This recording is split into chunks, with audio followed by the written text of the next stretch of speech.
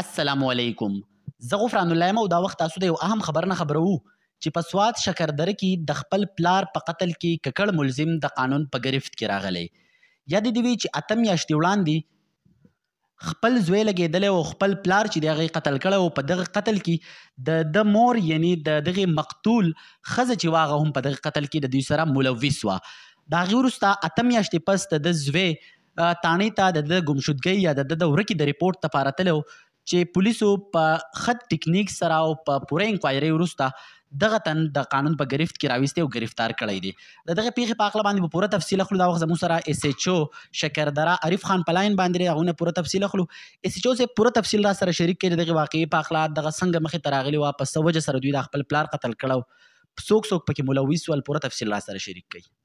دا جی موږ ته اطلاع پرون مې راوسته چې هلک راغی عدنان ولي پیر محمد نوم یې چې دا د بر شیرفلم د ملوک بند ملوک باغ د دې اوسېدونکی دی. دغلته د غر کې د دوی کور دی. دوی اطلاع ما سره تانې کې ما سره فوټو چې د ما پلار ورک شوی دی، اته میاشتې وشوې چې کوره وتی دی، اوسه پورې نه یې راغلی.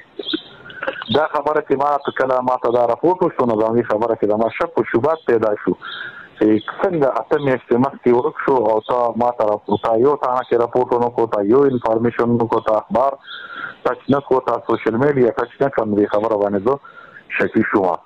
د ما هغه سړی احساس کړو مدعي او د هغه په ما انټاروګیشن د هغه شروع کړو په ټکنیک طریقې سره. هغه ما په طریقه انټاروګیټ کړو او هغه ما ته دا خبره په خپله وکړه چې یاره دا پلار ما وژلی دی، ما او زما مور ځکه چې دا نشهیي وو، ده به مختلف قسم نشې کولې او موږ ته ډېر تنګ وو او موږ زما مور دا موږ مړ کړو او بیا مو د خپل کور شاته په پټي کې ښخ کړی دی.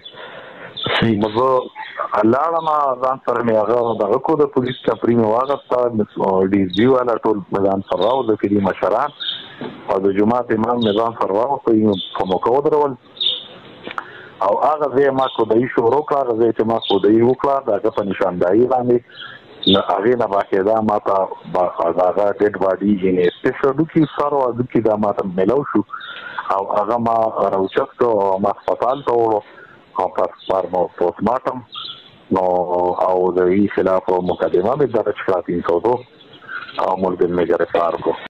صحیح. اس جوزف دا راته ووایي چې اته میاشتې چونکې دغه پیښې وشوې نو په دې اتو میاشتو کې د هېڅ قسمه څه پته ونه ولګېدلي. دې وجې خو د دې په دې خبرو کې چې دوی کله ما ته راپورټ وکړو، راپورټ خو ته ما واغم ځکه چې زه فاونډر د راپورټ واغستو، ما هغه نه راپورټ واغستو خو چونکې د ده په دې خبرو د ده په دې ټولو دغه چې ده باندې ما کوم سوالونه وکړل ده ماله صحیح جواب را نه کړو. نو په دې باندې زه ما شک وخوړو، ما دې دغه کړو، دې ما صحیح نه کړو، د ما ته انټاروګیشن شروع. نو په دې وجه باندې دوی ته ما تقریبا چې ټول ارسو پرنټ راوستو، ما ډېډ باډي ریکور کړه. صحیح. دا راته مو وایي سیچو صاحب چې کم پوسټ مارټم چې تاسو وکړو په هغې کې څه دا پته ولګېده چې دا والد صاحب چې دغه بچي او دغې خپلې ښځې په څه قتل کړی، په څه علاقې قتل کړی، یعنې په دې کې وسلې استعمال شوي وه یا چړه یا بل څه؟ پوسټ مارټم ریپورټ خو لا جي نه دی راغلی، د دې د خولې وینا ده چې دا موږ د ده مرۍ ته په هغه اچولې ده د کوټه او پایي مو وژلی دی. صحیح.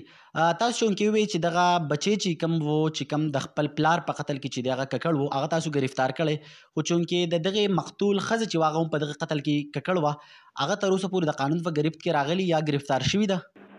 فلحال لا ګرفتار نه ده، انشاءالله چې ډېر ژر به ګرفتار شي. صحیح ده. ډېره مننه ستاسو له تفصیل راکولو.